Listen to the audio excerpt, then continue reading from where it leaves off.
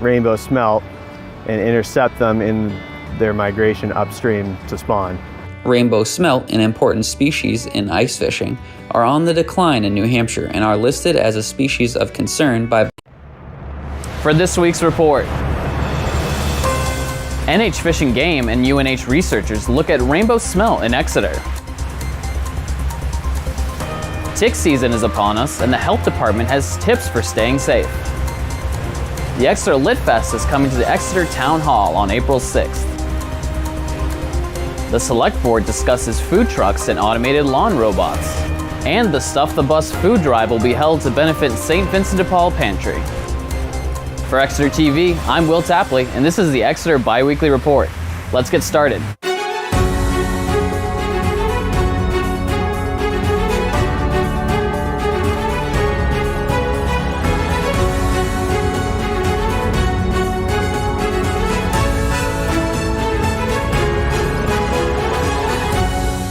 When you think of Exeter and our rivers, alewife river herring may come to mind. But there's another lesser-known species of fish that is struggling to survive in our waterways. At the suggestion of resident Tommy Bauer, Bob Glowacki and I went out to investigate. On a cold, windy March evening, we went out to the Swampscott River to talk to a small group of souls braving the temps and wading into the brackish water to ask what they're doing. Biologist Matt Lee with New Hampshire Fish and Game's Marine Division waded out into the channel to check their fyke nets to see if they caught what they were looking for. We sample at 3 tributaries of Great Bay. We do the Oyster River, Swampscott here, and the Winnacott River. So what we do is we set fyke nets out in the channel on 24-hour sets. We sample 3 days a week. We have one set day at the beginning of the week and then 3 sampling days. And essentially we are aiming to target rainbow smelt and intercept them in their migration upstream to spawn. Rainbow smelt, an important species in ice fishing, are on the decline in New Hampshire and are listed as a species of concern by both state and federal agencies. New Hampshire Fish and Game and researchers at the University of New Hampshire are working together to understand more about the fish species and how our rivers and estuaries, such as the Great Bay, play a role in their survival. Smelt are an anadromous fish that show up kind of earlier on than, like, say, the river herring that everybody's pretty familiar with. I've been conducting this survey since 2008. We have funding to be able to try to assess the population, use data that is comparable from year to year because of our standard sampling process, and basically just to try to get a handle on, what's the status of the species in the state. In a New Hampshire Sea Grant article posted in 2022, Tim Briggs tells the stories of how locals in Exeter fish for smelt in the winter, continuing a centuries-long tradition. The importance of the resource culturally and environmentally is why UNH and New Hampshire Fish and Game are working to better understand smelt populations. One of the ways researchers are doing this is by inserting acoustic tags into the fish, which send out pings every few minutes to see where a specific fish is traveling during a season. Research is showing that these smelt may differ from other diadromous fish in that they don't necessarily return to the same river they spawned at. While Matt Lee and the group did not find any smelt that evening, they had been seeing a consistent 10 to 20 per sampling day just 2 weeks prior. You tend to see the larger fish earlier on in the run, and then towards the end of it, as the water warms and spawning run is slowing down, you'll see a lot more smaller fish, which we're starting to see in some of the other rivers. If you're interested in learning more about rainbow smelt, you can find information on the website of New Hampshire Fish and Game and read Tim Briggs' full story on smelt and other river run fish entitled Downriver and Out to Sea on the New Hampshire Sea Grant website, or find the links in the description of this video.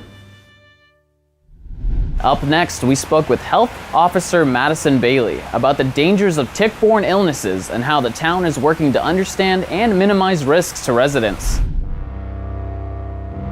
With spring having sprung, the ticks of Exeter have sprang back to life. The tiny little menace brings with it plenty of cautionary danger that every citizen of Exeter should be made aware of, particularly that of Lyme disease. A horrible disease that causes fatigue, arthritic joints, numbness, and heart problems that can last for years at a time. It is a difficult and dangerous disease to have, and is spread commonly through ticks. We went over to Rains Farm, which hosts a pretty popular walking trail, to meet up with the town's newest health and safety officer, Madison Bailey, to discuss her two-phase plan on getting the word out about the dangers of ticks. The DHHS is the Department of Human Health Services for the state of New Hampshire. They monitor all public health initiatives in the state, and they recently found within a few years that black-legged ticks are the ones that carry the bacterium for Lyme disease. 60% of them in the whole state are infected with this disease, so there is a 60% chance when you're bit by a black tick that you will contract Lyme disease if the tick is not removed appropriately. And there's going to be different signs at the varying kiosks and entrances of the parking lots, and so these signs are just going to be posted for people to see and then be able to scan the QR codes when they're leaving if they find ticks. If you're out and find a tick on your person, whether it's taken a bite or not, scanning the QR code leads to a quick and immediate resource to help both you remove the tiny trouble and the town identify statistics to know where the tick problem is at its most terrible. Examining the survey page, you are prompted only a few short questions, such as whether or not you or someone you know has been bitten, how many were found, what kind of precautions were taken to prevent them beforehand, as well as instructions on how to remove them using the Tick Pick Kit. With that information, I'll sort of be able to map out where the population is. Speaking of the tick picks, the health department will be giving out free tick picks in the town offices, where if one is indeed found on one's person, we'll be able to use the kit to quickly remove safely and effectively. The tick picks are going to be found at the City Hall to start. They're going to be in a little kit with an instruction card on how to use them. And so when you properly remove a tick, you get the head, the body, the legs, and everything like that. And hopefully in phase 2, I'll be able to expand them to the high-risk areas as well. So as hiking season begins, bring your spray, wear your jeans and long sleeves, and don't forget to keep a tick kit on you to protect yourself from the dangers of Lyme disease and ticks. This program is designed to protect the community, so the more people who are bit by ticks participate in the survey, the better they'll be protected and be more knowledgeable of what's going on in the community. The Exeter Lit Fest is celebrating 5 years of highlighting the rich literary heritage of Exeter NH. We sat down with Renee Allen and Laura Bricker to learn more about their upcoming event on April 6th. Hey Renee. Hey Laura, how are you? I am fantastic. This is so exciting. We're getting to a really exciting time of the year here in Exeter. It is our 5th annual Exeter Lit Fest.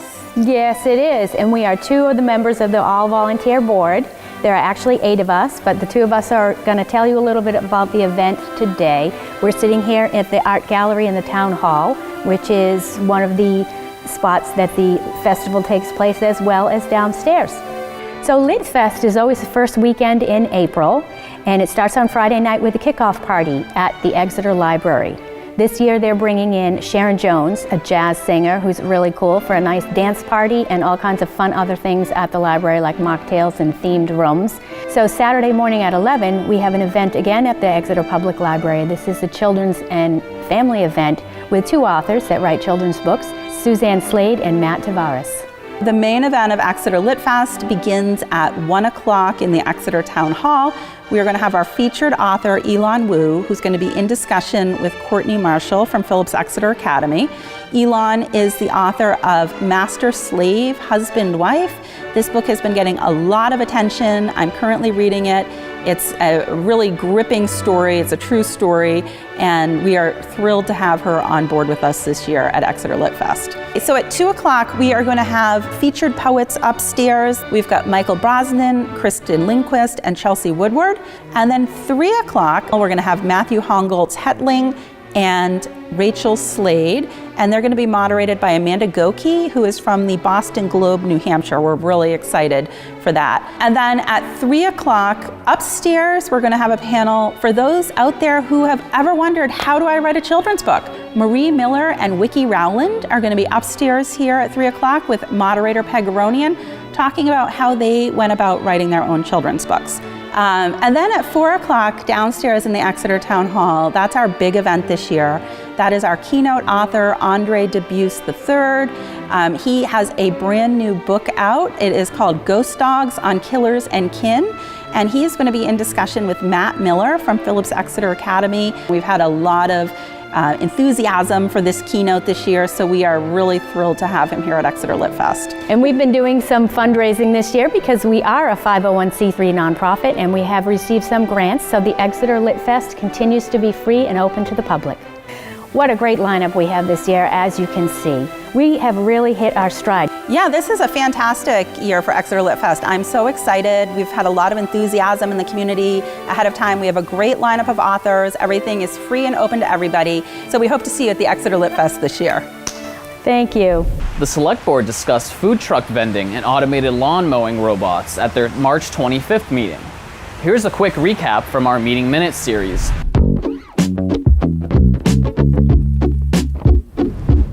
Welcome to your Meeting Minute for the Exeter Select Board's March 25th meeting. The meeting started off with the swearing in of elected officials after the town election earlier this year. And the laws of the state of New Hampshire. So help me God. Congratulations. Thank you all. Thank you for volunteering again for the BRC. We do have some other elected officials that are not here this evening, but we want to congratulate them also. Food trucks in downtown were discussed recently in social media posts and in the news after a new vendor was awarded the mobile vending location next to the bandstand for the 2024 season. Town Manager Rustine gave an update on how the process for the bidding was carried out. We opened 2 bids, and we received a bid from Michael Oliveira, who bid $4,000 for the spot, and then Clyde Bullins, he bid $2,500 for the spot. On December 5th, we had a concern about the lead bidder with the truck and the size of the truck. And we were told that the truck that the lead bidder would have was going to be 18 feet long for a 19-foot, 6-inch space.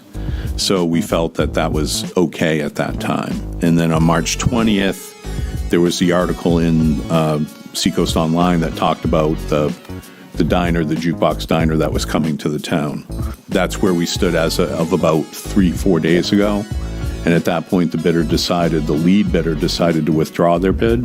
In this case, there were 2 bidders, but if we have multiple bidders and, there's the bidder in this case with the highest bid isn't ready to go as of 1/1, I'm not so sure that that's qualified.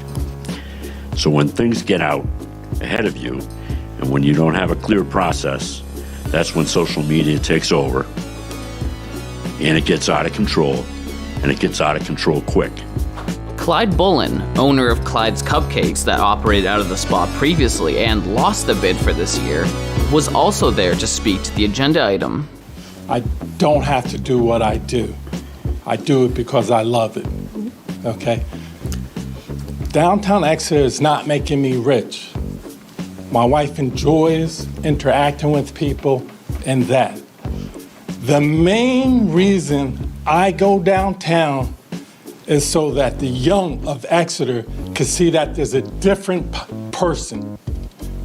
Because some people in this town probably has never seen a black person before. So I go down so I can interact with the kids. My business is gonna take a hit from this. I went to the store today. Hey, Clyde, that's an angry guy. I didn't sign up for this. I put in a bid, I lost, and I took it in stride.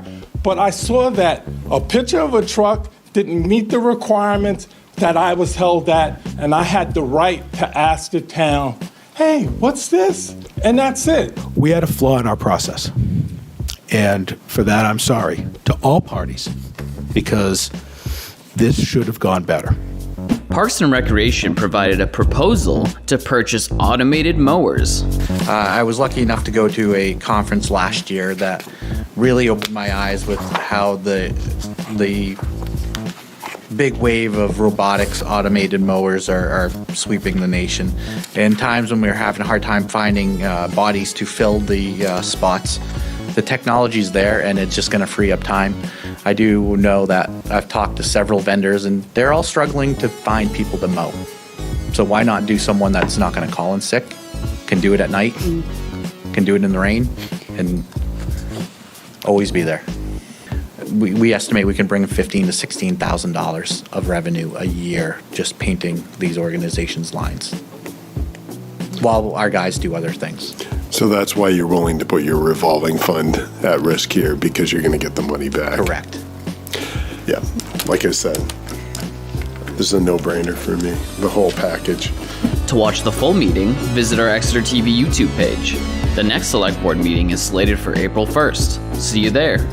And finally, we stopped by the St. Vincent de Paul Pantry so the organizers of the Stuff the Bus event could give you one last reminder before their upcoming food drive. Hey Exeter community, come join the Exeter Rotary Club, Exeter Chamber, YMCA, and multiple community members to Stuff the Bus on April 6th. It's a food drive benefiting the Society of St. Vincent de Paul and our friends and neighbors in need.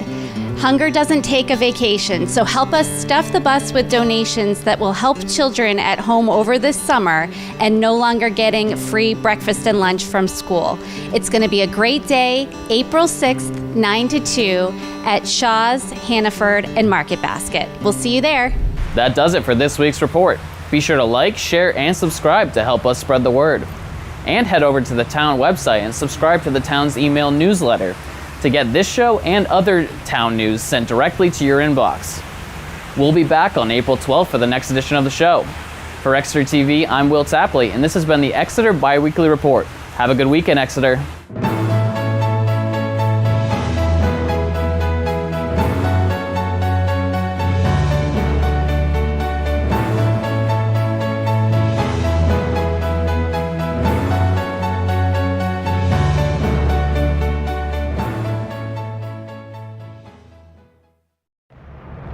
For this week's report,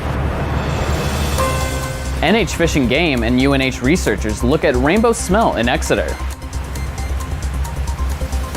Tick season is upon us, and the health department has tips for staying safe. The Exeter Lit Fest is coming to the Exeter Town Hall on April 6th. The Select Board discusses food trucks and automated lawn robots. And the Stuff the Bus food drive will be held to benefit St. Vincent de Paul Pantry. For Exeter TV, I'm Will Tapley, and this is the Exeter Biweekly Report. Let's get started.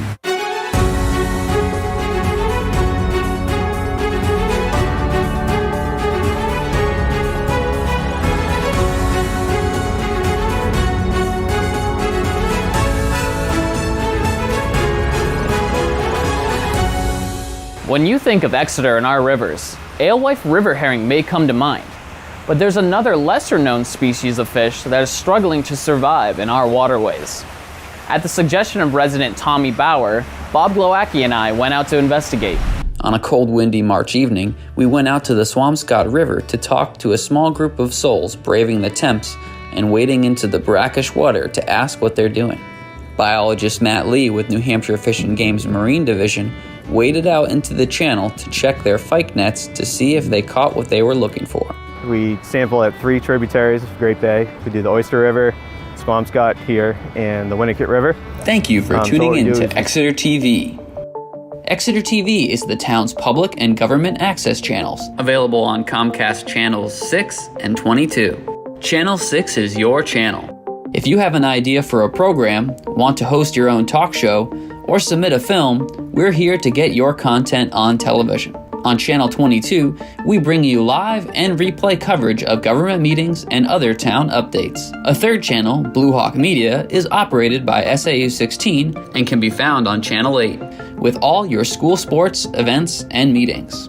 You can watch Exeter TV online at exeternh.tv, Apple TV, and on Roku. Find us on social media for extra content. Subscribe to our YouTube channel and hit the bell to get notified about live streams and new content. Tune in to our platforms every other Friday to watch the Exeter Biweekly Report with recaps of recent events, updates from town departments, and messages from nonprofits in your area. If you head to our website, exeternh.tv, we invite you to sign up to our newsletter to receive monthly updates about new content, upcoming meetings, and more. We'd like to thank you for taking the time to watch Exeter TV and hope that you tune in to our other content as well.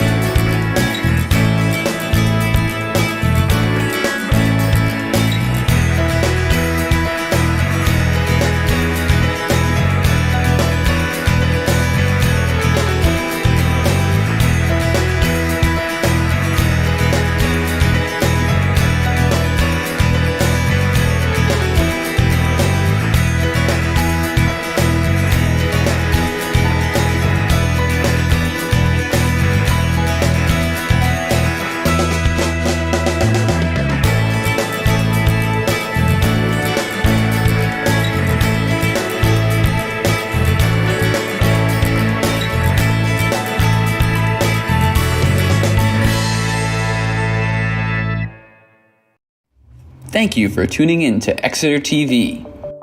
Exeter TV is the town's public and government access channels, available on Comcast Channels 6 and 22. Channel 6 is your channel. If you have an idea for a program, want to host your own talk show, or submit a film, we're here to get your content on television. On Channel 22, we bring you live and replay coverage of government meetings and other town updates. A third channel, Blue Hawk Media, is operated by SAU 16 and can be found on Channel 8, with all your school sports, events, and meetings. You can watch Exeter TV online at exeternh.tv, Apple TV, and on Roku. Find us on social media for extra content. Subscribe to our YouTube channel and hit the bell to get notified about live streams and new content. Tune in to our platforms every other Friday to watch the Exeter Biweekly Report, with recaps of recent events, updates from town departments, and messages from nonprofits in your area. If you head to our website, exeternh.tv, we invite you to sign up to our newsletter to receive monthly updates about new content, upcoming meetings, and more. We'd like to thank you for taking the time to watch Exeter TV and hope that you tune in to our other content as well.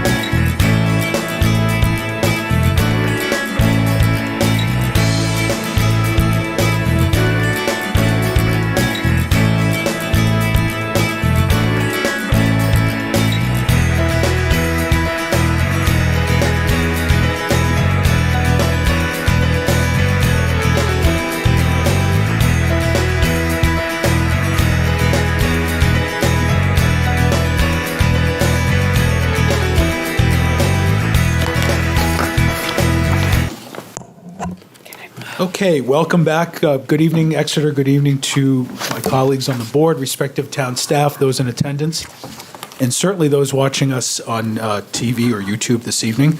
This is the April 1st, 2024 Town of Exeter Select Board meeting.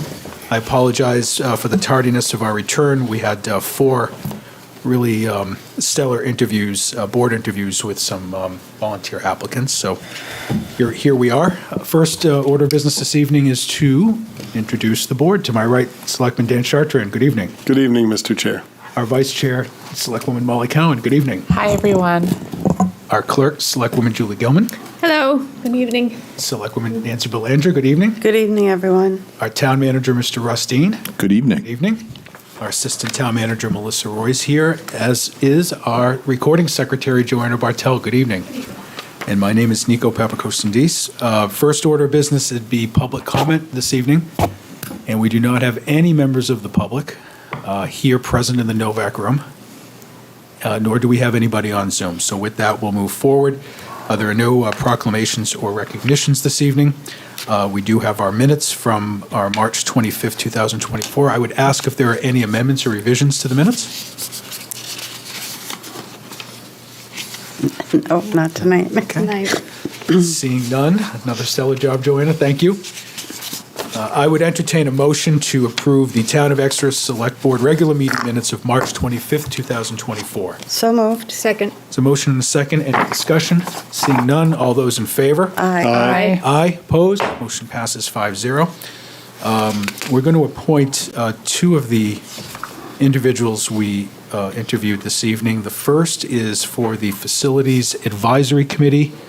I would entertain a motion to appoint Don Brizzleton to the Facilities Advisory Committee for a term to expire April 2026. So moved. Second. There's a motion and a second. Any discussion? Seeing none, all those in favor? Aye. Aye. Aye.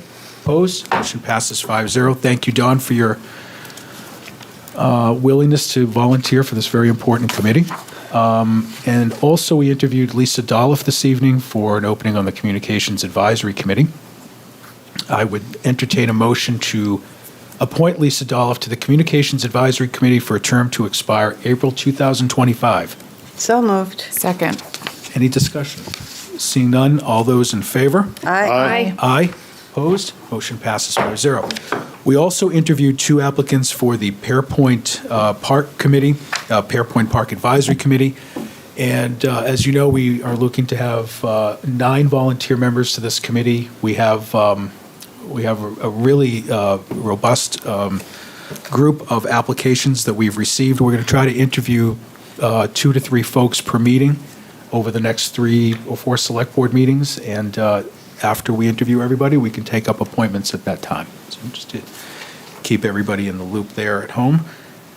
Fortunately, no resignations this evening, so we can jump right into our discussion action items. First up, we have our Public Works Director, Steve Cronin. Good evening, Deputy Director Cronin. Thank you, Mr. Chair. Before you tonight is a request from the Public Works Department to award 2 contracts related to the Webster Avenue Pump Station and Force Main project. The first to Northeast Earth Mechanics in the amount of $4,481,230 for construction, and the second to Wright Pierce in the amount of $805,000 for construction phase engineering services. As you're probably aware, voters approved a supplemental authorization at the 2024 town meeting. So now we have all the funding we need to award both of these contracts and begin construction on this project. Terrific, thank you. Any questions for Director Cronin?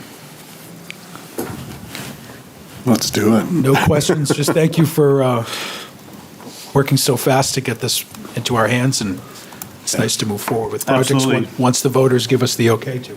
Yep. So if there are no questions or comments, I would entertain a motion to award a contract to Northeast Earth Mechanics for the Webster Avenue Pump Station and Force Main Upgrades Project in the amount of $4,481,230, and to award a contract to Wright Pierce for construction phase engineering services in the amount of $805,000, and to further authorize the town manager to sign the associated contract documents. So moved. Second. Any discussion? Seeing none, all those in favor? Aye. Aye. Opposed? Motion passes 5-0. Thank you very much. Thank you.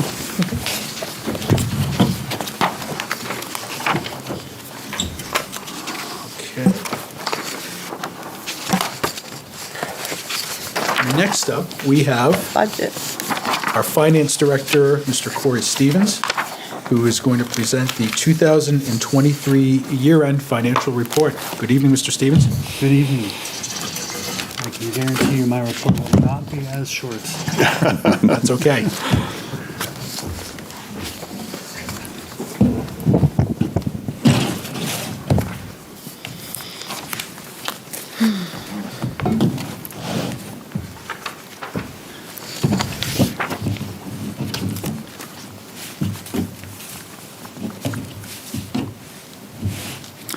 Well, thank you all. Hopefully, that's good. Thank you all for the opportunity to be here this evening to present the 2023 financial results for the town.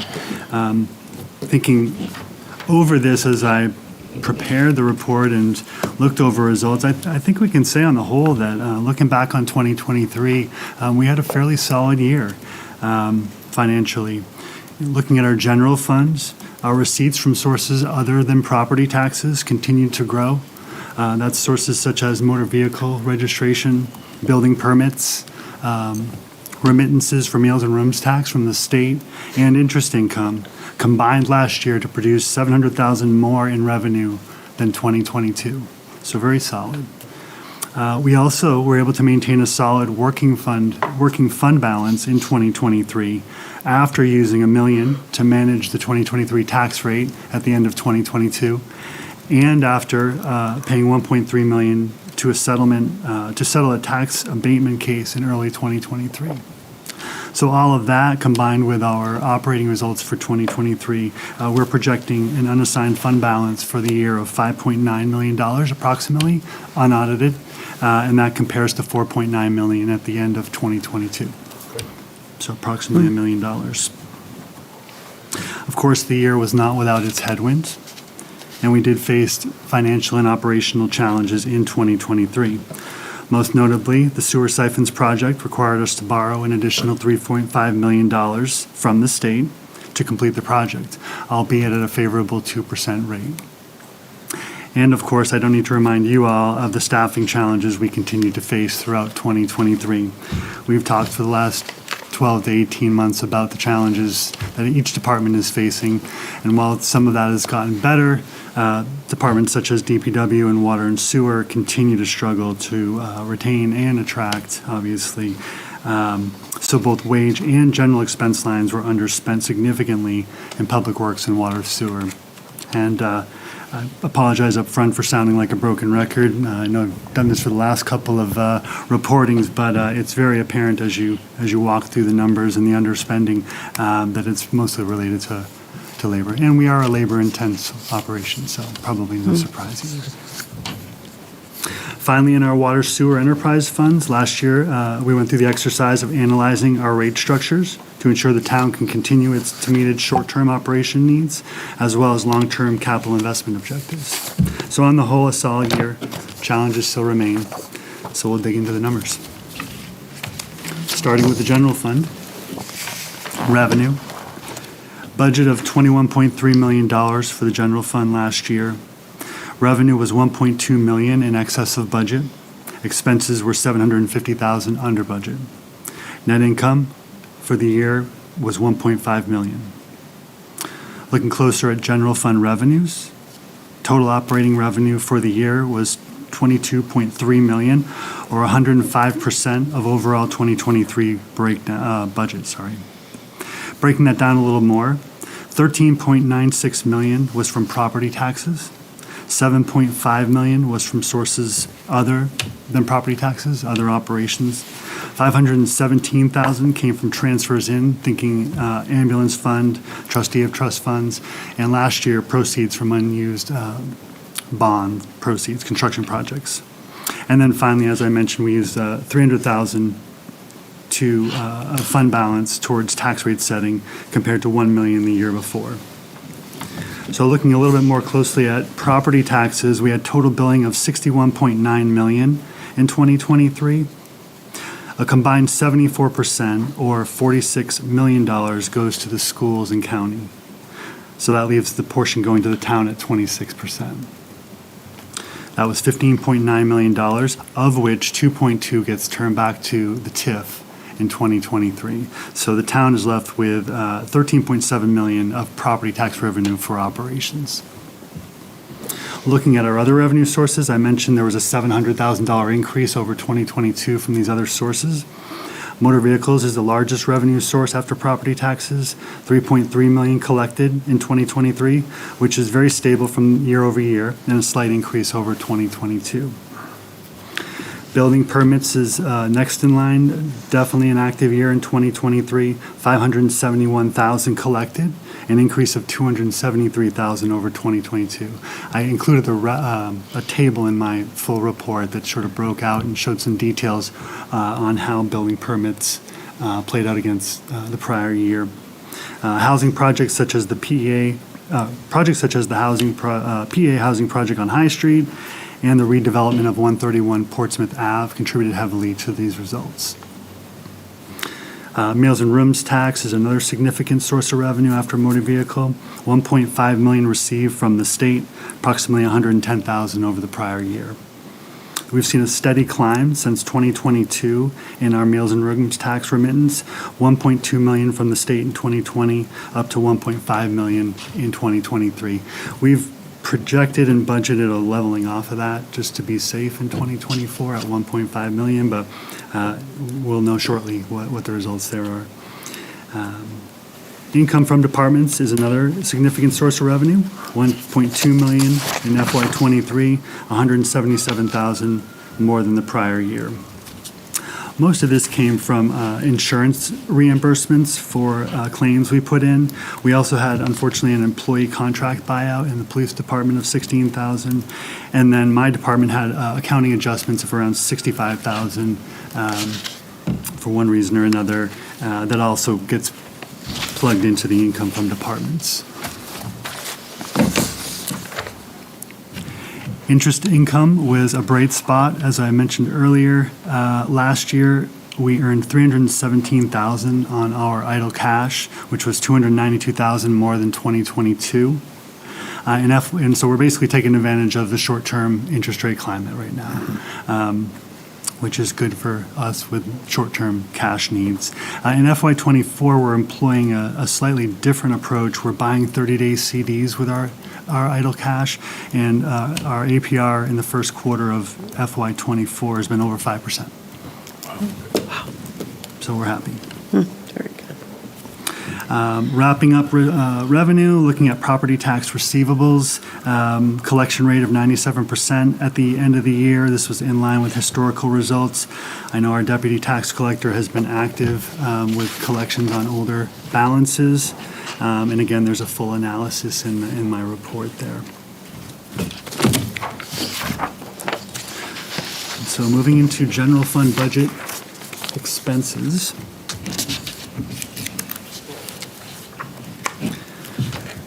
Total operating expenses for 2023 were $20.5 million, which was 96% of budget. Another $137,000 was encumbered at year end. Of this, $756,000, that 96 equals $756,000 of unspent budget. 96% of that related to wage, tax, and benefits. Largest turnback was in DPW. And as I mentioned, hiring improved across the organization, but was still a struggle in DPW with many openings. Another notable result in the general fund operating budget is our welfare budget. Welfare obligations far exceeded budget for, as social service needs remained high in 2023.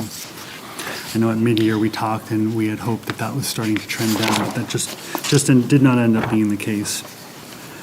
So moving into the general fund, the general government group, which comprises select board, town manager, HR, town clerk, elections, and legal. We had $1.14 million of spending in FY23, which was about 3% over budget.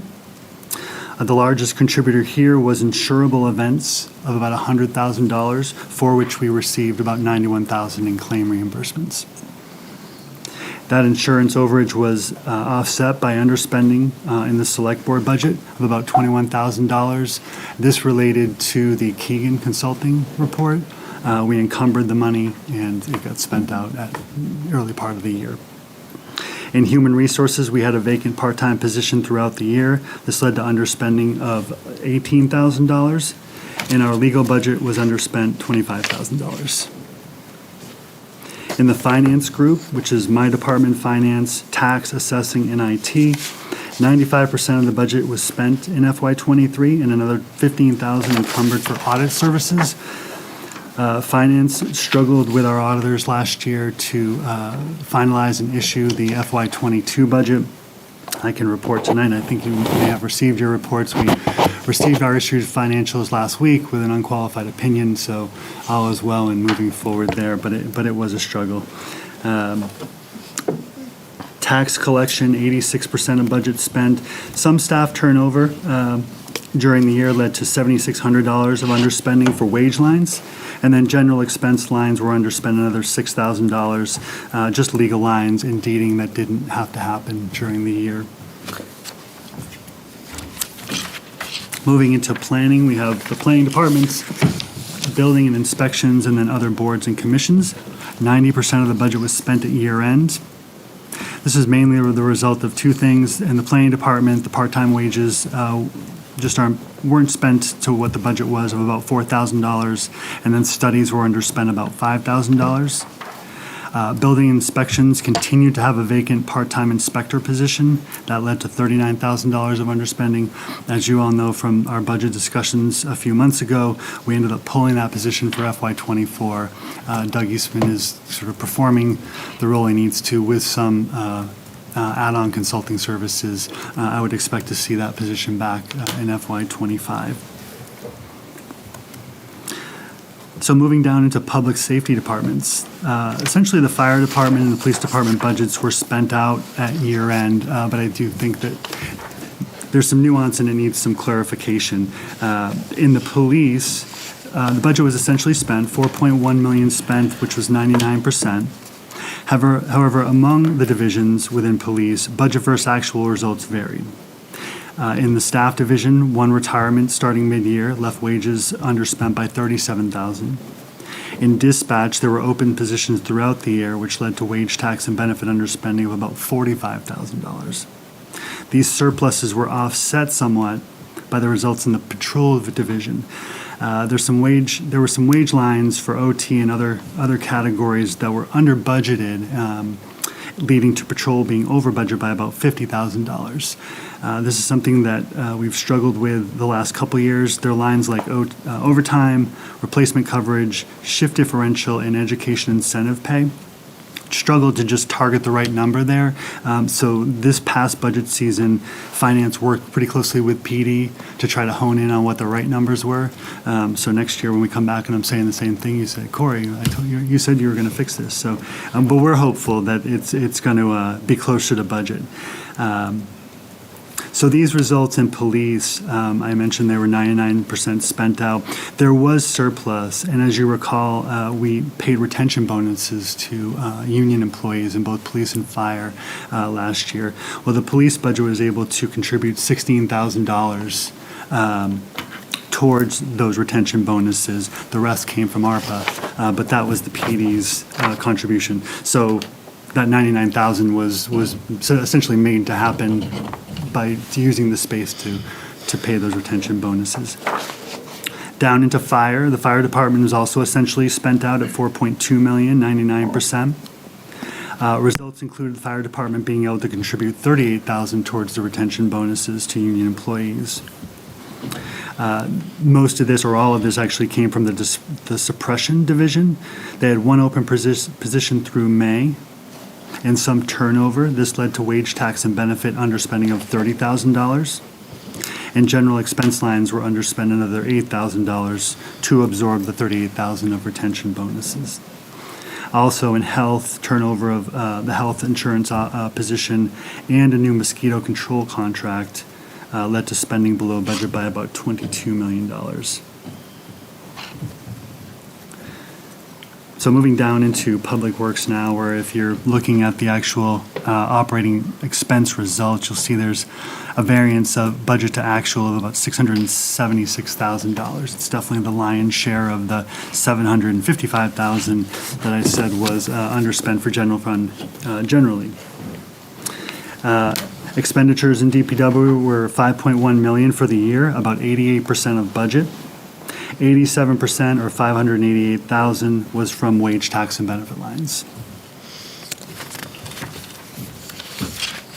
Looking more closely at the various divisions within Public Works, administration, 26% of the budget was spent at year end. This was largely due to a DPW position that was open for the year. General expense lines were generally spent within budget. In highway, 92% of the budget was spent, 2 open positions during the year, leading to wage, tax, and benefit underspending of about $80,000. General expense lines in highways were also slightly underspent at about $40,000. Snow removal was actually overspent during the year by about $21,000. I was in front of you a month or so ago asking for about $65,000 from the snow and ice deficit fund to replenish or to make the budget whole. Heavy reliance again on contracted plowing because we don't have folks plowing led to over budget of $72,000, and our salt costs were over budget by about $45,000. However, this was offset by savings in the snow removal from downtown of about $45,000. So it's really that contract plowing that put us in the overstate. Moving into general maintenance, 83% of the budget was spent at year end. Again, $122,000 of wage, tax, and benefit lines underspent. An open HVAC position, an open electrical position led to these results. Cleaning continues to be overspent, at least in 2023. I know that they've ratcheted back on the use of outside contractors a little bit this year, but we were over by $46,500 for 2023. In building maintenance, I had provided you with a small table in the full report that sort of broke down by maintenance, utilities, and supplies, the over-under spending across all buildings rather than just individually. So we were under budget by about $10,500 for the year. And then finally, in the mechanics garage, only 69% of the budget was spent, 1 open position there as well. So moving down into welfare, where we had an overspend. Town's requirement to provide assistance did not wane during the second half of 2023. Expenses were $104,000 over budget for the year, and an increase of $58,000 year over year. Outside relief, thankfully, mainly from Wentworth Trust, totaled $35,000 for the year. So our net over for 2023 was about $70,000 compared to $25,000 in 2022, or about a $45,000 increase. And most of that overspending, or most of, I should call it, where the spending comes from is on direct relief for rent assistance and hotel stays, and that continues to be the greatest demand. I know that you all know, but just for folks listening, we don't have an option on making sure our citizens are taken care of. We do it, and the results are the results here.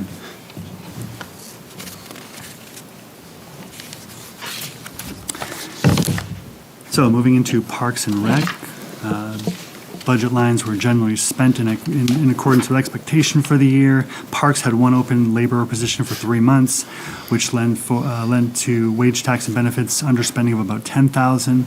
This was offset by contracted services over budget of about $11,000.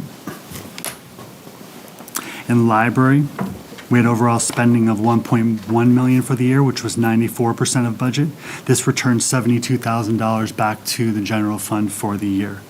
Full-time wages were over budget by about $17,000, and this was offset by underspending in part-time wages of about $89,000.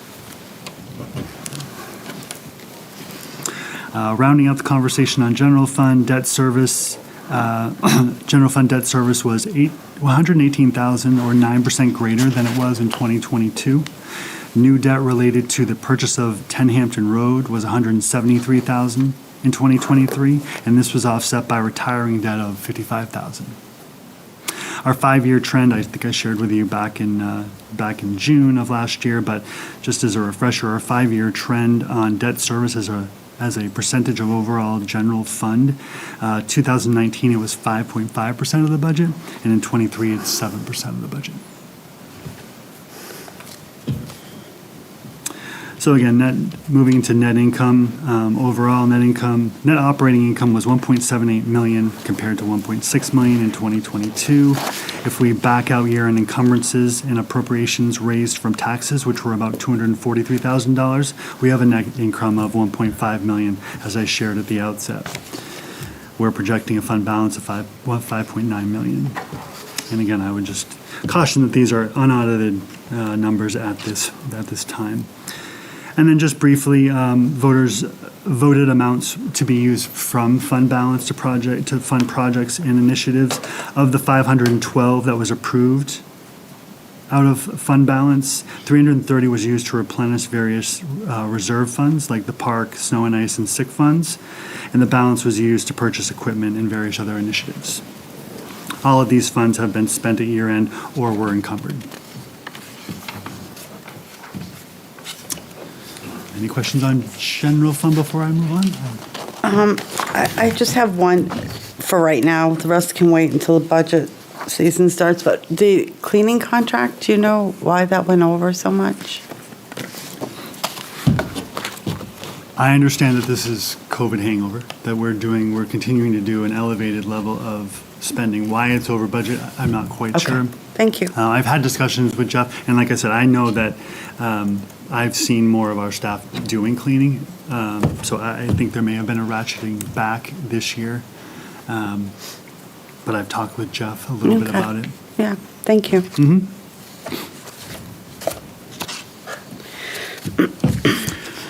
So moving on to enterprise funds, starting with water.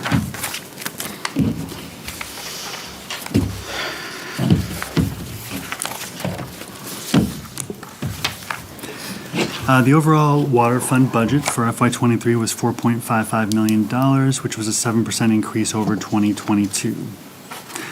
FY23 operations ended in a net deficit of $88.8 thousand. This included encumbrances. Revenues trailed budget by about $411,000, while spending was below budget by about $368,000. As a result of the water sewer rate study during 2023, water rates were increased by 15% on January of this year. So hopefully we'll be attacking or remedying the deficit situation going into the 2024 results. Looking at water fund revenue, total operating revenue for 2023 was $4.1 million, just $50,000 less than 2022. Our two main sources of revenue in the fund are water consumption charges and water service charges. Water consumption had revenue of $3.4 million in 2023. Collections were about $38.5 thousand less than 2022. I took a look at sort of a 3-year consumption trend, and we've seen a decline in each of those years of about 3 million gallons by users, or 2.16% over the period, if it tells us anything. And consumption is based on rates, right? That's where we're getting there. Service charges are based on how many meters you have. Revenue was $650,000, fairly stable and in line, a slight increase over 2022.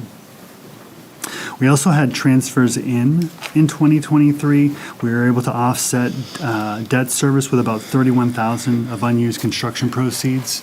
We did this in each of the funds. $31,000 was the result in the water fund. Moving into water fund expenses, operating expenses for 23 were $4.18 million, or 92% of the budget. 54% of the unspent budget lines came from compensation and benefits, most notably in the distribution division. In water administration, wage and benefits lines were underspent $54,000. This was largely due to the water sewer managing engineer, who we had vacant throughout the year, replaced going into the start of this year or late last year. So in distribution, as I noted, much of the unspent water budget came from distribution. Multiple open positions, 4 of them, to start the year, and only managed to fill 1 of them during the year. Wage, tax, and benefits as a result were underspent $142,000 in distribution. General expense lines were also affected by open positions. I was actually speaking with Steve Dalton late last week just about the correlation between, lack of staff and general expense line spending, and he's like, it is a direct result of not having the people to do the work. So same in sewer. And so general expense lines were spent approximately $87,000 below budget. These are lines like system maintenance and road repair. Water treatment was fully staffed during the year. Overtime budget was actually overspent. There's some required after-hours monitoring that each of the staff members do on a daily basis, and I think that's leading to some overspending on their overtime lines. Finally, debt service in the water fund was an increase of $108,000 over 2022. New borrowing of $1 million for groundwater exploration led to $138,000 of new debt service, and this was offset by retiring debt of $30,000. So in the end, as I say, we ran a net deficit of $88,000 for the year. Fund balance is projected to be about $1.29 million at year end, and that includes using $20,000 toward the water sewer rate study that we did, or the water portion of the rate study.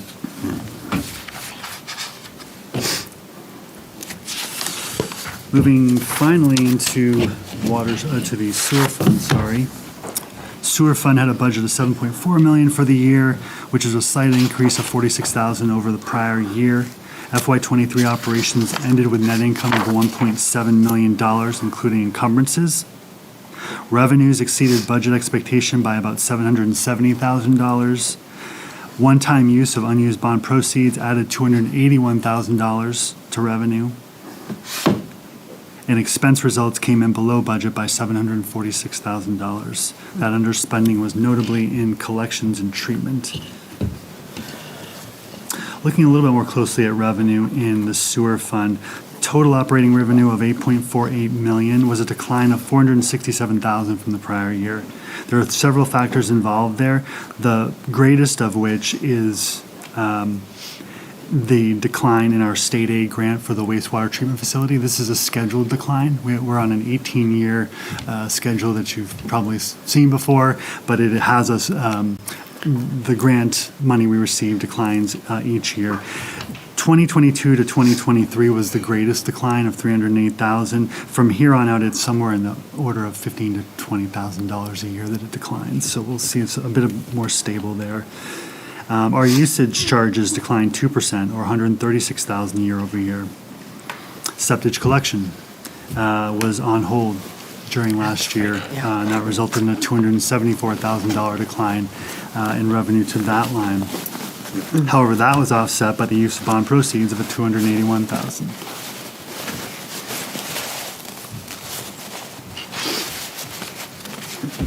Moving into expenses for the sewer fund, operating expenses of $6.7 million, 90% of budget, or $746,000 unspent. The majority of this, or the breakdown of this, I should say, is $325,000 of unspent from open positions, water sewer manager, several positions in collections, and 1 in treatment. And then general expenses, underspent by about $400,000. And as I say, it's the same scenario as water fund. We just didn't have the staff to do the work, didn't end up spending the money. Net income for the sewer fund, as I said, was $1.75 million, roughly $200,000 less than the prior year. We're projecting an unassigned fund balance of $3.18 million. at year end. And this includes allocating $1.95 million to the siphons project and to the septage receiving upgrades project. Water sewer accounts receivable of roughly $1.3 million at the end of the year was reasonably consistent with the prior year, a slight uptick. We saw a small improvement in collection over 90 days, dropping from 7% to 6%. So that wraps up the enterprise funds. We can now start to move towards the latter part of my reporting in the 3 revolving funds.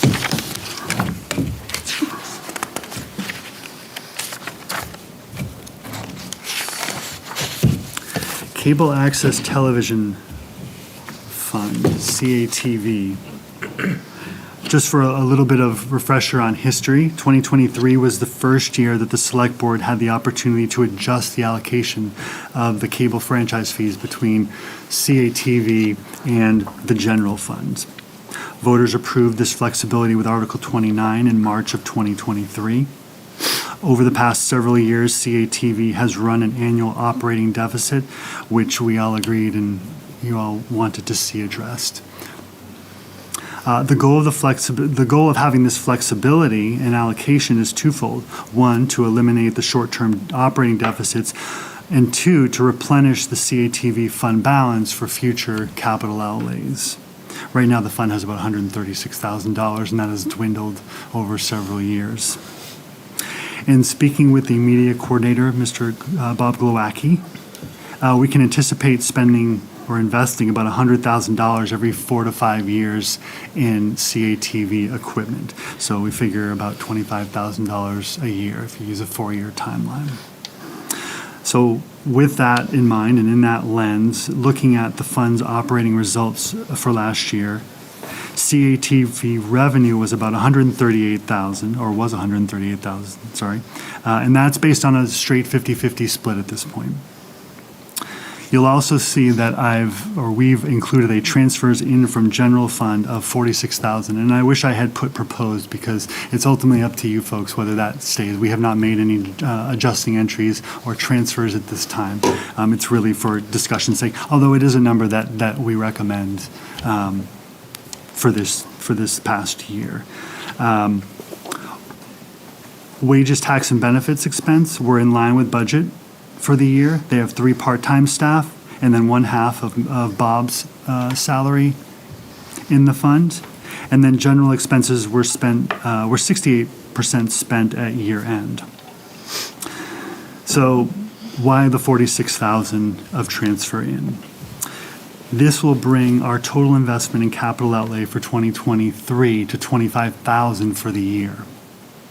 And the way we broke that down was $15,000 came from spending within the budget through capital outlay, and then $10,000 falls to the bottom line net income for the total of $25,000. This may not be the way we can do it every year. We may need to just throw $25,000 into the fund in future years, depending on when we have that $100,000 that hit. But in a year where we're just starting to reallocate between general fund to CATV, we felt walking before you run might be a better approach, and that if we use some of the investment that's being made within the budget along with the bottom line, that would be a reasonable way to go about it. So if we were to go with the recommendation, that would put $146,000 into, or that would bring a balance of the fund to $146,000 at year end. I've prepared a motion, if you can take it to another meeting. I know it's there for you. I would like to wrap up before our auditors show up in another month, the general fund. So, but that is the recommendation.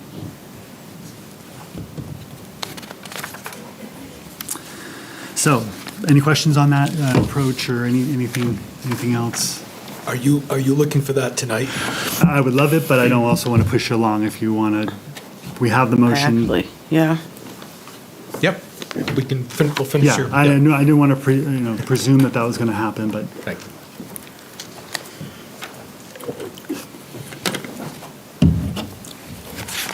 So moving into rec revolving.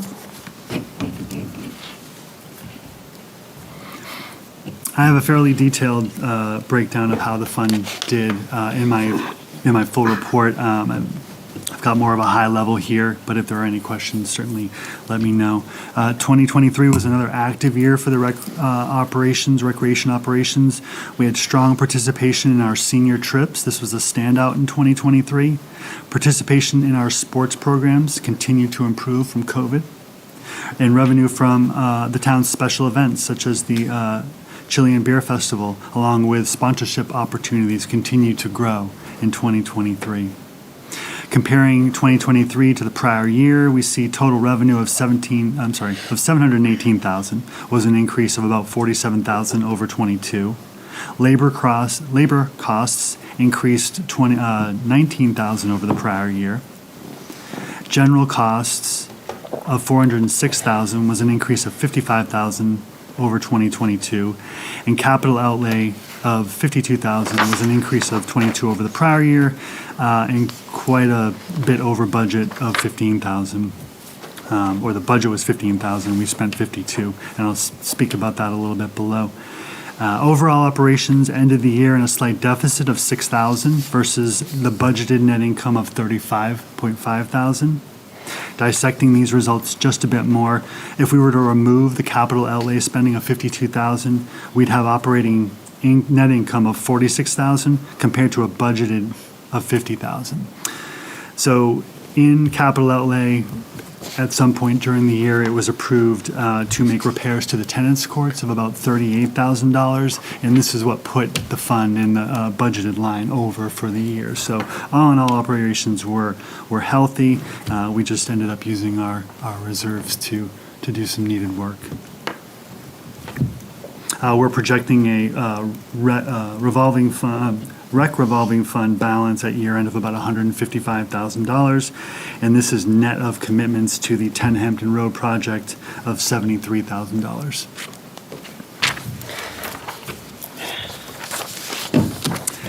And finally, our ambulance revolving fund. I reached out to Chief Wilking as I was writing, and I said, "Hey, do you want to write a memo?" And he said, "Sure, I'll write a memo." So he was very kind and wrote up a nice summary of ambulance fund results, which I included in my full report. EMS funds continued to see strong performance in 2023. Net income of about $359,000 was $105,000 over the prior year. Call volume for ambulance increased 5% over 2022. However, it was the billable rate increase back in February of 2023 that you all approved that really drove the revenue results. Expenses were generally in line with budget expectation for the year. Through these strong results, we've been able, through select board approval, to use $151,000 of EMS fund balance towards the new communication console, which we believe will get installed a little bit later in the year. Factoring the communication console in, we're projecting a year-end fund balance of $221,000 for the ambulance revolving fund. I appreciate your attentiveness. This concludes what I had to share with you tonight. I did include, if you're interested, several other activities and fund balances at the back of my full report, notably ARPA and where it stands now, if anybody had any questions about those. If not, I appreciate you having me.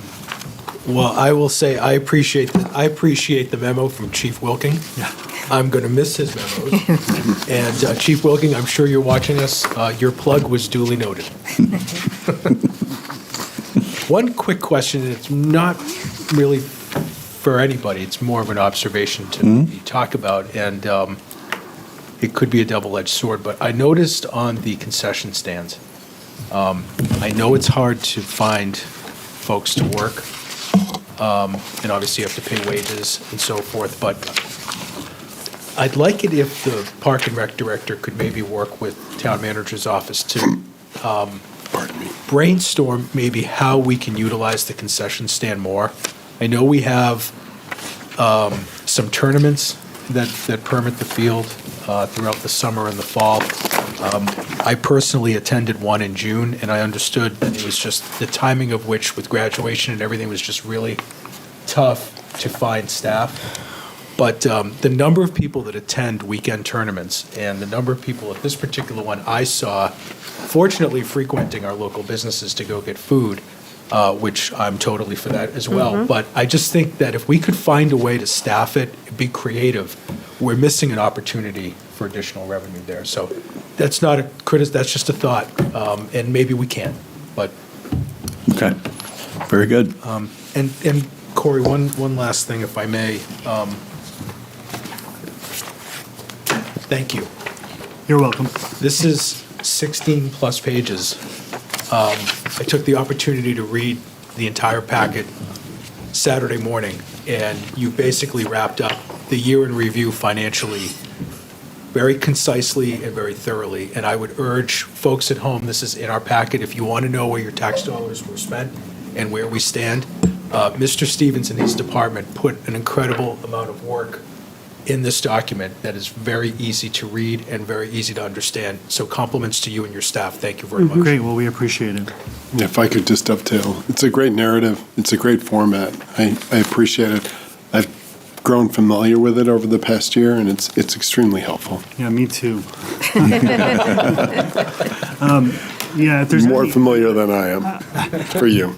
I struggle with the things that you might want to see in it. So if, and, you never know what your audience is looking to hear. So if there's ever anything you'd want to see more of, more analysis of, we can always, channel the energy that way. So just feel free to speak up. Yeah, so I really appreciate it. It always, these reports, you did an awesome job, and it really does show our department heads too and how they balance, unfilled positions, and just the whole budget process is a long and complex one. And I would be interested on the cleaning, because I'm wondering if it has to do with unfilled positions and things, and if that's helping offset. And if it's helping with the offset, that $45,000 is offset by unfilled positions. So. Yeah, I understand. Yeah. Well, and it's a good point. One thing I thought in thinking as I put things together this year is I would like to reach out at some point during my process of putting this together to departments more and really have a conversation about the why, because I think that's something that you don't necessarily see the numbers. You see the numbers, but you don't understand necessarily the why. We all know there's vacant positions. We understand that why, but what about some of these other reasons behind it? I think some color there might be worthy. So yeah, I think it helps us and the public who are following this and want to know how the budget works. It's really important to understand it. Yeah. So thank you. Great. Thank you. I just have one comment, and it's probably, I don't expect you to answer it. Okay. It's really an observation. Under the water consumption charges, it's noted that we have had a declining use. And I'm just pondering in my head if it's because we had a rainy spring or rainy summer, and also winter, and also promoting water conservation. And so you get into a vicious cycle of promoting conservation but having to pay for the service. So that's part of why our rates have to increase. I'm not saying go out and use more water, but it's just an explanation. And that was the only thing I had to. Yeah, it was an interesting and consistent 3 million gallons per year, 21, 22, 23, that I saw dropping. And we even, I think, talked about it, and Bob Kelly touched on it when he was presenting. So, it may or may not be a trend. But certainly we'll need to keep our eye on that 15% increase and see if that was enough. So the motion on Any that. other questions or comments down here? No. We, regarding the cable TV revolving fund, our finance department has requested that the board take this up. So if there's no opposition while our finance director is here, I would entertain a motion to approve a transfer in the amount of $46,026 from the general fund to the cable access TV fund to cover 2023 operations and capital investments related to CATV. So moved. Second. So motion and a second. Any discussion? Seeing none, all those in favor? Aye. Aye. Aye. Opposed? Motion carries 5-0. Thank you, Corey. I appreciate it.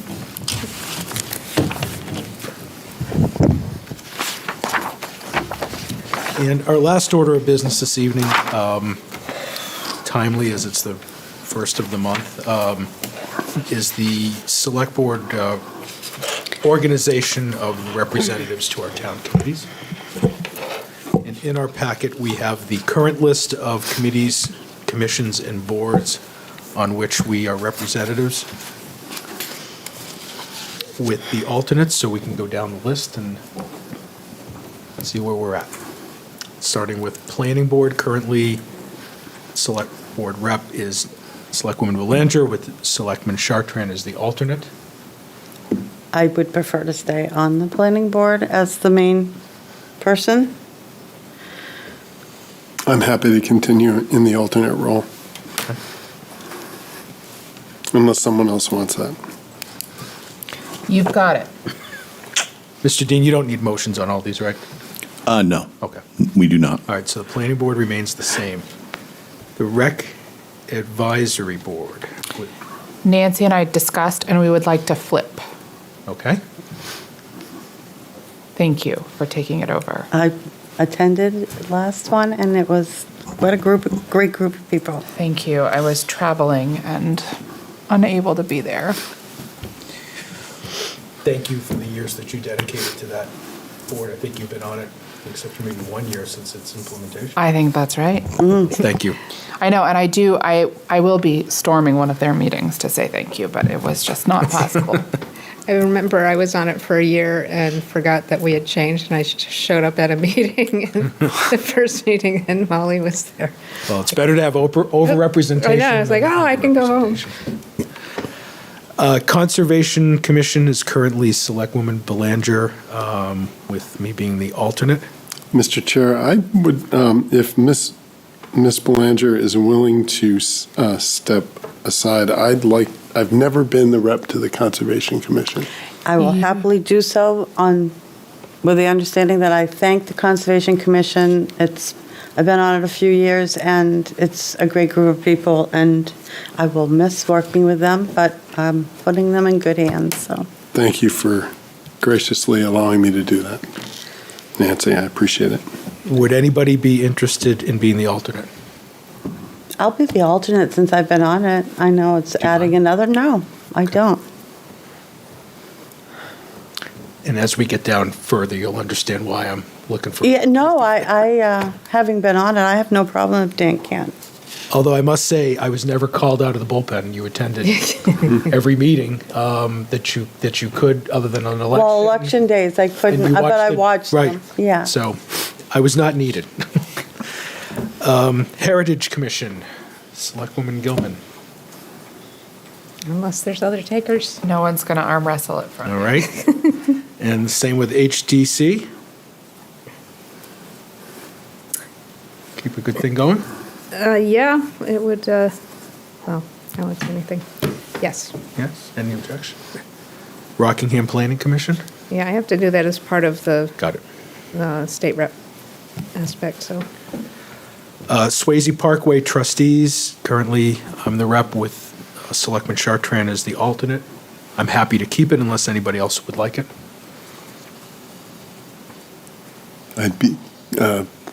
It'd be my pleasure to continue to back you up. Okay. I have not had to attend a meeting, but. The Communications Advisory Committee, currently Selectwoman Cowan with Selectwoman Belanger as the alternate. I am happy to keep it. I also, Nancy does tag in for me often, so it feels a little bit like disingenuous to say that she's the alternate, because I think we just split it. No, I'm fine. Okay. I really am with the status quo on that. Okay. Energy Committee. I would like to remain on that since I'm the rep to the CPCNH. We share news back and forth. Mm-hmm. Makes sense. Any objections? Currently, I'm the alternate. I've never been called to duty. I'd be happy to stay unless somebody else wants to be the alternate. No? Okay. Facilities Advisory Committee, currently Selectman Chartrand with Selectwoman Gilman as the alternate. That continues to work for me if it works for Julie. It does. My state schedule has been taking up Wednesdays and Thursdays. so- Understood. Okay, thank you. Housing Advisory Committee, currently Selectwoman Belanger with Selectman Chartrand as the alternate. I'm fine with it, if Dan is still fine. Is there anyone that wants to be the alternate, or? I don't think Nancy has missed one of those either. I'll continue to serve as backup. Ma, how would you like me to participate in that? Because we've had lots of housing bills. Yeah, but. Rather yeah. have me just come visit? Yeah, just let Lindsay know so she can make sure. Okay. With the timing, that's all. Love to have you. Between you and Nick, we stay very informed. It's helpful. Okay. The next is the River Advisory Committee.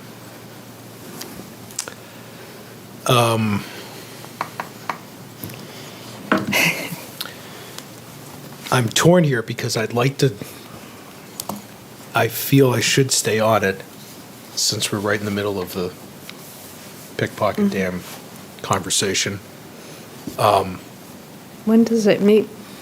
The third Thursday at 3 p.m. And that's my problem. Yeah. It's No, I mean, I'm back happy in to, town. and it doesn't meet it's basically if Paul, most months, but there's some we don't if there's nothing, but I think with pickpocket we'll probably be. Mr. Chair, would you like me to be an alternate for you in case you're out of town? Yeah, unless there's any. I mean, yeah. It's easy for me to come down. I mean, there are one or two occasions during the course of the year if we have a meeting that month where my work may take me to Boston. Yeah. Like in January, and then. You want me to back you up? Sure. Why don't we do that? Is the rest of the board amenable to that? I think it's great. Thank you.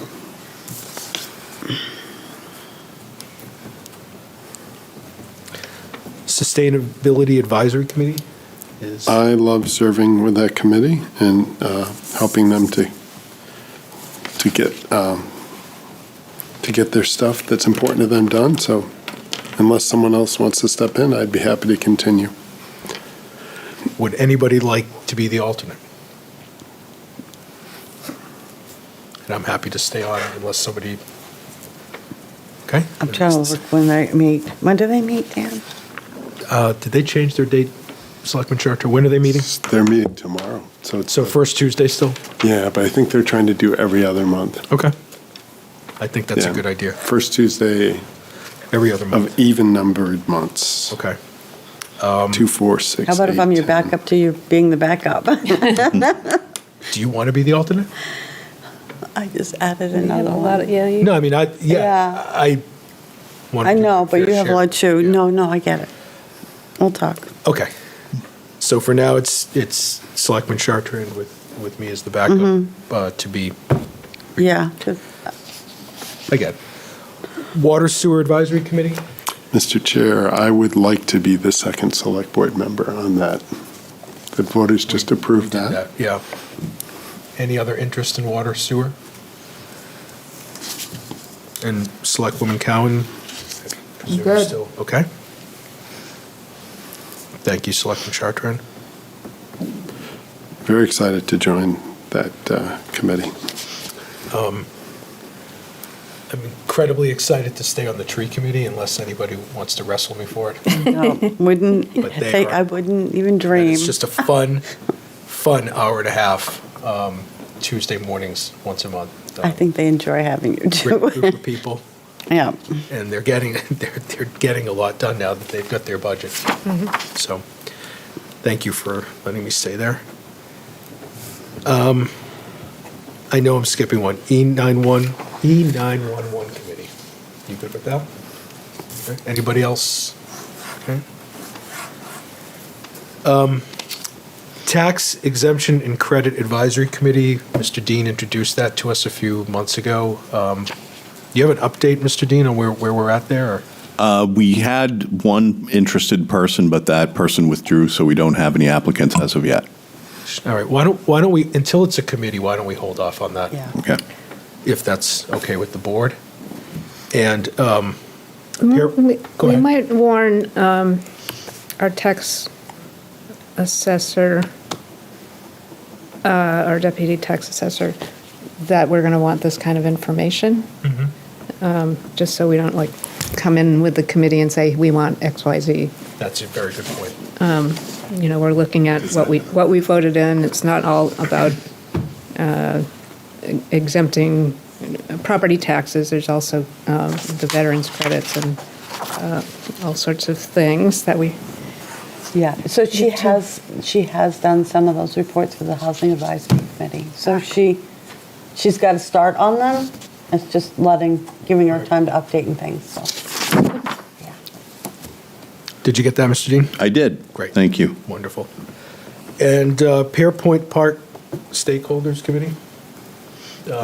Again, we're about a month or so away from that. Mr. Selectman Chartrand, I know you're not available. Not for that one. May I make a suggestion? Please. That we hold putting a representative on it until the committee is formed and they have their initial meeting when they choose when they're going to meet. It's kind of hard for any of us to commit to a committee when we don't know when they're going to meet or what time, the day or the time. I think that's a fair request. However, I will make the offer unless somebody else wants to do it at that first meeting. I'll be present just as a select board representation in case they have a question that they need. Thank you. And That's a great offer. I'm going to say that my plate's a little full, so I'm not throwing myself in the Committed. running for that, but I no. will go to the first meeting. I think that's a very good request. Thank you. Selectman Belanger. So, okay. So, Mr. Dean, we're going to hold off on the last two, and that brings us back to the Arts and Culture Advisory Commission, which I took last fall, and they meet on the second Wednesday of every month at 6:30 p.m. They've had trouble with meetings going forward because of quorum issues. Is anybody interested in the Arts and Culture Advisory Commission? I wouldn't mind taking it. The only reason why I'd rather not is because it's the one night a week. I'm fine with the Recreation Board because I went in and explained that if I was assigned to them, I'm not being rude, but I'm going to be 5 minutes late because I have a class from 6 to 7 on Wednesday nights. So No, I understand that. I until that class is over, I really don't want to miss that. So I'll be happy to take it over when my classes end, but right now the 25 of us are eager to continue, so. Nope, that's understandable. No, No way. not interested. I'm sorry, Mr. Chair. I mean, if we can get them to My move to docket- 7, I can my hop docket over is now that, but. full. Can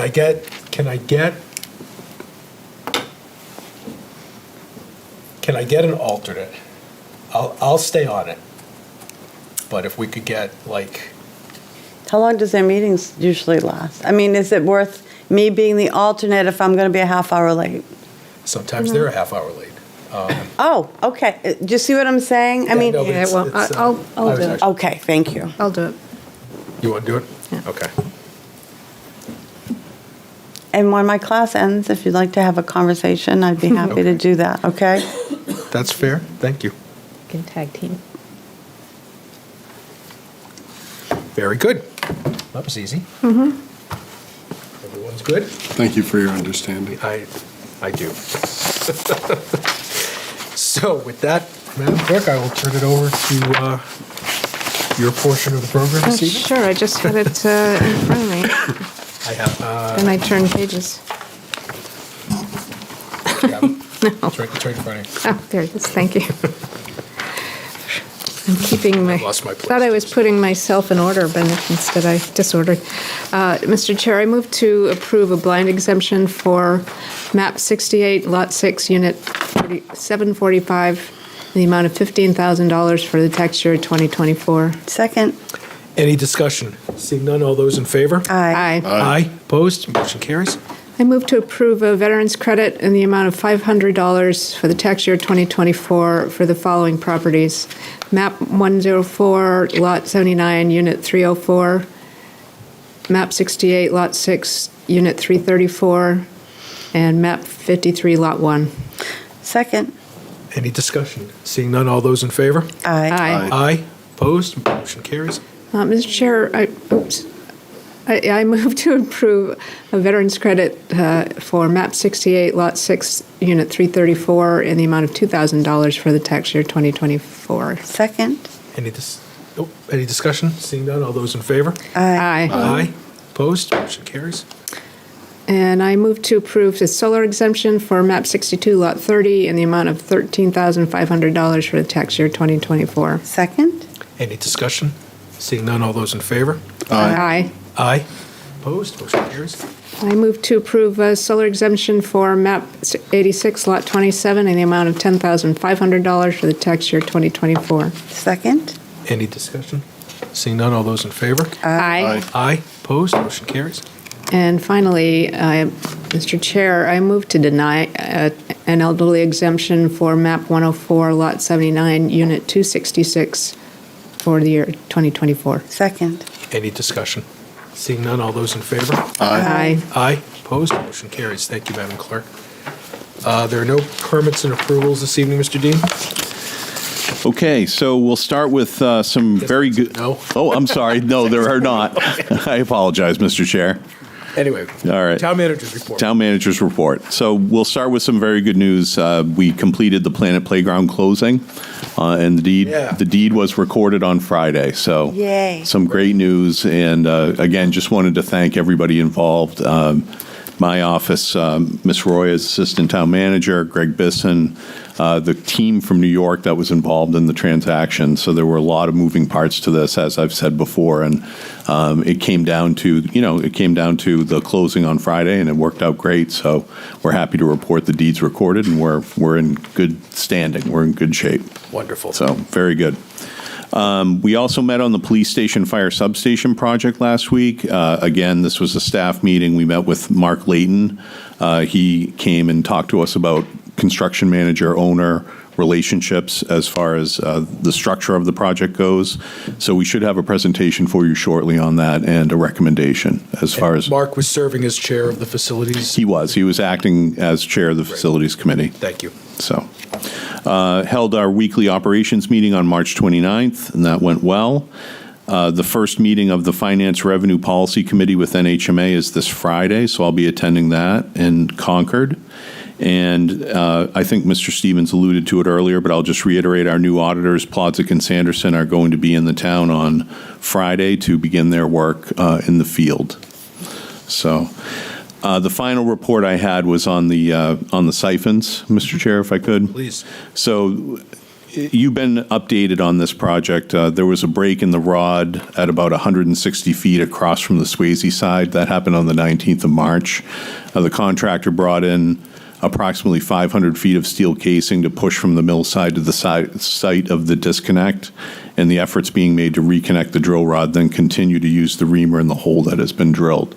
So the contractor's working on some alternatives to try to fix that situation. There is no additional cost to the town at this stage. And that's because of the lump sum agreement that was negotiated by the town, correct? That's correct. And that's what I had tonight. Okay. Any questions for Mr. Dean? Wonderful. Thank you. Select Board Committee reports. We'll start with Selectwoman Belanger. Okay, so bear with me tonight just because I want to add a few things that I jumped over last Monday because we were running so late. So on the Conservation Commission meeting for March 12th, they're looking for stewards to open McDonald Conservation Gate in the morning and at dusk. It's along Linden Street. Exploring Exeter Collaborative with Parks and Rec. March 27th happened. It's not the next one, but that is exploring the Exeter trails. And I was able to go on one last Wednesday before the meeting at the rec board. It was fabulous. Kyle Walsh from the Conservation Commission was there, and so was Dave Tovey from Parks and Rec. And there were probably 5 or 6 of us that joined them. It's for moderate beginner walkers, and they took us on the trail along Gilman Park. I was born here and have launched boats from Gilman Park. I don't think I've ever been on that trail. It was an hour in duration, but Kyle was funny. He was giving us history lessons, anecdotes, keeping us busy, pausing as people needed it. I'm just trying to let people know. The Conservation Commission has incredible programs that they put together. They're calling it our gems and trying to get people out. So there's one coming up for QB Road, which is off of Epping Road, that will take you to Newfields Road, Piscataquit Road or whatever, Newfields. And then in May, I think it's May 27th, they're going to do Henderson, Swayze. So just trying to plug for that. It's really an hour and a half tops. It took an hour and 5 minutes, and it was incredible. So Kyle is still doing the herd bird, which he was playing with his app on our walk, and it's an app, and it's a contest app on your phone. As you're walking, you play the app, and it will record a bird's sound and tell you all about it. So that's going on. Seed library at the library. There's going to be a second sustainability film festival. The first one happened. It wasn't a great turnout. They're hoping for more to come to the second one. When that's planned, Earth Day. Townwide cleanup is the week of April 15th through the 22nd. Supplies are going to be available at the DPW the week leading up to it. That will include gloves, bags, vests, cones if needed. You can coordinate pickup time with DPW for what you gather if you can't take it to the transfer station. Supplies may also be available on April 20th in front of the town hall, so keep an eye on that, please. And suggested maybe getting some friends together to do a cleanup event. Make a day of it. Alewife Festival again, May 11th from 10 to 1. River herring migration count, that's going on. They're looking for a lot of volunteers for that.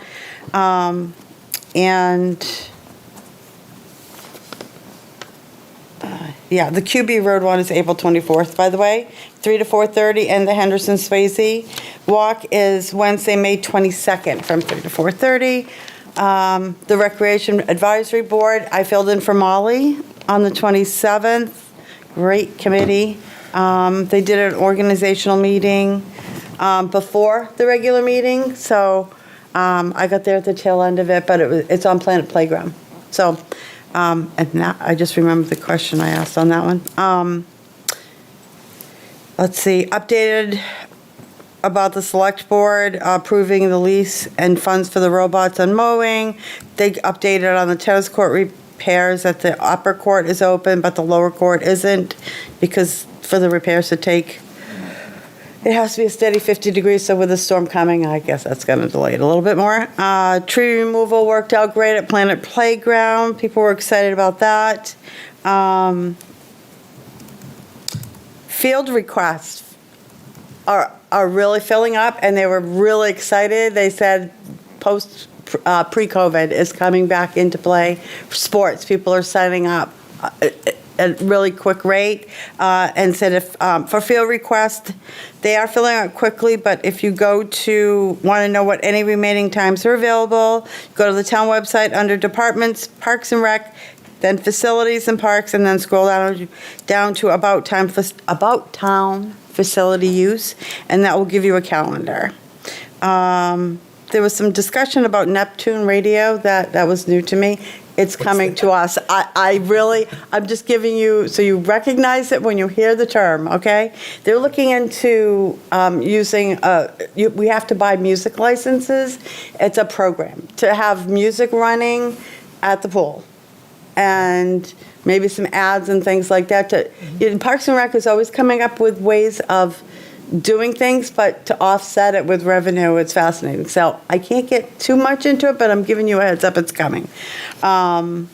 They said seasonal hiring is going well. They still have a few interviews, but many of the positions have been filled. I love that. So for training, they've coordinated with PEA for training and our fire department. I just love things like that. They're always utilizing things. Again, all the training's available on the Parks and Rec website too. I went to look at that. 10 Hampton Road, they're expecting an RFP, request for proposal soon. They're going to pull together a senior council update and bring that to the select board too. Wonderful. Because they're concerned that people don't know all the great things that are happening there. So there's that.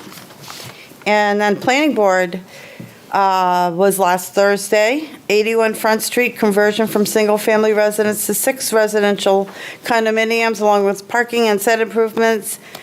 And we had 2 lot line adjustments, one at 59 Columbus Ave and one at 3 Rocking Hill Avenue. All were approved. And I was able to watch the West Side Drive facility. Thank you, Melissa, for helping me find. I couldn't find it. They were having some difficulty. So it is available. It's only an hour. People that want to pay attention to our budget and where our money goes, it's a very informative video to watch. So I encourage people to watch it, and that's it. Terrific. Thank you. Selectwoman Gilman. I'm going to wait till the end and do a state report, and Selectman Chartrand was at the facilities committee meeting, so I'll let him do that report. But I did have a question for Selectwoman Belanger. When you were doing the walk from Gilman Park, did you find the tree from a separate piece? No, because I think at first the people I was with had never heard of it, so I was at least able to plug in a little history of a separate piece and how that was filmed at the Academy and written about the Academy. It's gone, but I don't think it was on that particular path. I think it's the Academy path. Yes. Okay, and we were at Gilman Park. We came out behind the water treatment facility. We had a teacher in junior high school that knew where Mr. Thorndike, he knew where the tree was, and so when we were reading a separate piece, he would take us to see where I jounced the limb. Yep. So I wondered if anybody had known the story. No. Okay. So I guess she's yielding to you, the select board rep to the Facilities Advisory Committee. There was indeed a Facilities Advisory Committee meeting. It was on Wednesday, the 27th of March. We met at 5:30 in the Wheelwright Room. Mr. Sharples is doing great work with that committee. They continued to discuss, the right format for building the newly approved public safety facility off Epping Road, and that conversation led to Mr. Layton coming in, as the town manager indicated. So that was great. Selectwoman Gilman gave a brief report on her work at the town hall, trying to figure out a way forward for renovation. That was fascinating. It's a great committee. It's doing great work, and we just added a great member tonight. So that's my report. Exciting. Selectwoman Cowan? I don't have anything. Okay. Thank you for taking over Parks and Rec. My pleasure. Thank you. I'd like. Go ahead. No, please. I'd like to add on to Selectman Chartrand's report, and this is more of a request for the town manager. The committee's been waiting for the maintenance supervisor to come to a committee meeting, or appear on Zoom or something, to look at the list of projects that are proposed for the 2024 fiscal year, that $100,000 we always have. And it's not to micromanage it, but we did pay for a facilities conditions assessment, and it would be good to be able to check it off that we've done this, or That actually right, facilities, the 100,000 maintenance project list. Yeah. Right. Jeff and Steve are going to the next meeting. Selectwoman Gilman's request reminds me of another request that I was supposed to make. If the Parks and Rec director or a representative could come and give us an update on 10 Hampton Road and what's happening, what's going forward, when it will go forward. And that meeting again is on the 24th of April, I believe. It's the last Wednesday. Okay, we'll cue that up. Yeah, so if Greg or a designee could be there, that would make that committee happy as well. Great. Thank you. Yep. Selectwoman Gilman. Yes, I'm just going to run through some bills that we have some interest in, not just municipal, actually, there weren't any. But that happened on Thursday. We're having a week off, and then we'll meet again next Thursday. We're doing crossover time, so we have this week off, so the Senate can finish up their bills, and we still have a few to finish up on Thursday. But even so, some Senate bills are already crossing my desk. So we passed a bill, and remember, these ones are ones from the House that haven't yet been heard by the Senate. So if you disagree or agree with any of the positions, please be sure to give our Senator, Deborah Altshuler, a word.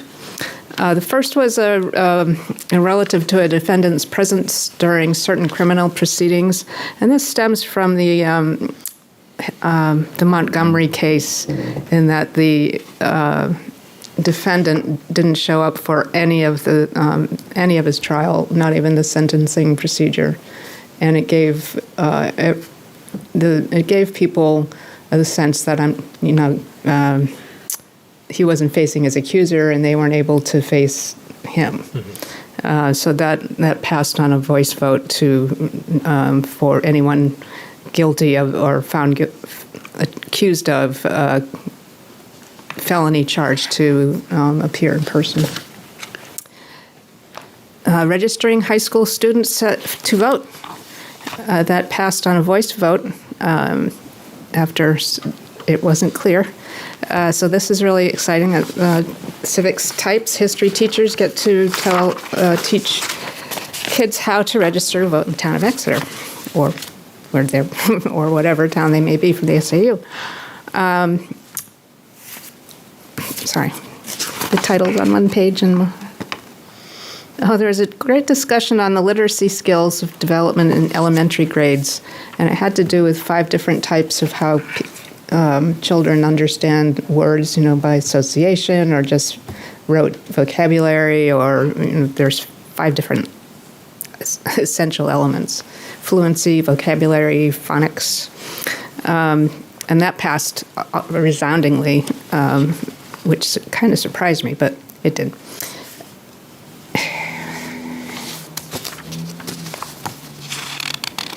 The eternal cooperative school board district elections, where towns want to be represented, want to vote only Brentwood can vote on the Brentwood rep, and only Exeter residents can, et cetera. And that's gone to interim study this year because we keep hearing it.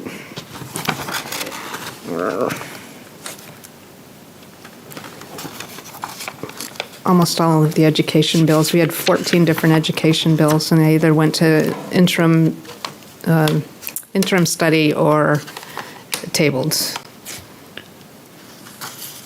And anything that's tabled at this point does not go forward, or isn't going to go forward, because we need 2/3 vote to take it off the table for next week.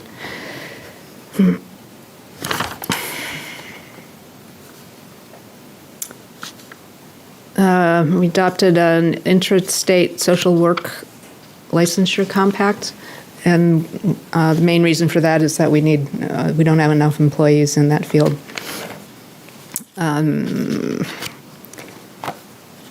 This is an interesting one. I don't know. This is at the state level, but it's disposing of state surplus property for affordable housing units. So if the state owns a building, don't want to keep it anymore, can go into a private-public partnership to develop it into affordable housing. And that got tabled. Maybe it needs more review, but it got tabled. Here's the one we really like. Payment of the state portion of the retirement system contribution at 7.5%. forever. Well, for the foreseeable future. We made the one-time payment in 2023. And this just makes the 7.5% go forward until some other change is made. And what was very interesting is that the first person to speak to it said that there shouldn't be any problem with not the state not contributing because the employees pay it. And so you hire somebody to, not work, not pay them as much, or maybe they're paying us to work for them. But it did pass on a voice vote, so I'm encouraged and pleased talk to all 24 senators to make sure that it passes through. Let's see. It's another that I was kind of surprised it passed, but it's similar to the Keno law where a town can adopt on their town warrant whether they want to allow Keno machines in restaurants. This one is for historic horse racing, which is basically a slot machine, and it ends up using the word casino. So it's enabling legislation for towns that want to establish a casino in their town. And the 10-year transportation improvement plan includes $12,500,000 for electric vehicle infrastructure. And maybe that's it. It would be interesting. Oh, no, I can't go by without the accessory dwelling units. Sorry, there were two bills that were on, and were quite, I don't know, not decisive, but there were some loud opinions on either side, but they both passed. One, it will allow for more than one ADU. Well, both of them allow for more than one accessory dwelling unit. One can do one more beyond that. There are qualifications for the size. One had the zoning such that it was preferable that you basically draw within the line. So any zoning setbacks and rules that we have right now, if you try to stay within that, and if not, then you go to another crazy thing which didn't pass. There's one of them provides for, they all provide for just one car per accessory dwelling unit. One provides for you can split your home into two housing units, but both of these are mandates from the state. So some of the zoning board power has been removed. Some of the planning board power has been removed. The two-family one is good for any property of an acre or less, and the 3-unit one, and this is really aimed at making more living space for people who are aging or disabled, have a harder time finding an accessible place to live. There's some question about which one, if both. The biggest resistance to it was the water and sewer connections and whether they'd be adequate. And there it is. I'm sure we'll work our way through it. That's really about it. Thank you. It'd be interesting back to the high school students, and I realize that we're just one town within the SAU, but it'd be exciting, Mr. Dean, if we could work as a town with the school department to find a way that maybe we can have the town clerk, when they're fully staffed, of course, engage with the school to maybe provide on-site voter registration at the high school for those that are eligible to vote. Not to age myself, but it did happen when I was a senior in high school. It's time to bring that back. They did. Do you remember the excellent video that the supervisors of the checklist did a few years ago about how to get signed up to vote, and can start there, because that video is still available. If we bring it right to them, there's no excuse. No, that was a great victory. Thank you for the update. Correspondence, we have a list of all of our boards, committees, and commissions, and those that whose terms are expiring. And it looks like most everybody has agreed. Most everybody whose term is expiring have agreed to come back, which is wonderful, and we're very thankful for that. There are a couple of boards, and I'm looking at the planning board, that we need to really start to recruit some folks. Yeah. Really, I don't think we don't have an alternate, do we? No, we don't have any, and I was remiss, I should have said that in my report, that did come up at the end of the meeting, there's some There are others, concern. but that one's glaring. Yeah. So, just a thought there. We have our NHMA legislative bulletin. And one more time, I want to remind folks that the Black Heritage Trail of New Hampshire, in partnership with R.M. Allen and the Exeter Pocket Park Committee, are inviting everybody to the marker unveiling to honor Exeter's Black Revolutionary War soldiers and early Black community. That's to be held on Saturday, May 4th at 10 a.m., 223 Water Street. And refreshments will follow the unveiling ceremony, so Got it. hopefully. I'm looking forward to it. Okay, reviewing the board calendar through, we can go through June, July again. April 13th, which is a Saturday, will be the board's goal-setting session at 11 a.m. at the Senior Center. And then our next board meetings, April 15th. I am worried about timing for myself. I scheduled a board meeting, an in-person, for the 15th. The 15th. So I might come at 8. Okay. I scheduled an in-person board meeting. We'll have a quorum. Okay. Yeah. Thank you for letting me know, though. Okay, so April 15th, April 29th, May 13th, May 28th, which is a Tuesday, June 10th, June 24th, and July 8th. And I know May 28th is bad for you, correct? No, it's bad for him. Oh, no, sorry. It is not, it is maybe bad for me. I might be having to go out of town. I had you down as not being here. Yeah, I am trying to negotiate when I have to leave for that conference. Well, I've got you down as a no, and show up. Okay, I'm trying. I'm trying to, I'm trying to reshuffle my 29th meetings. But. Understood. Okay, so with that, there are no questions. I would entertain a motion to enter into non-public under RSA 91A 32A. So moved. Second. It's a motion and a second. Any discussion? Seeing none, Madam Clerk.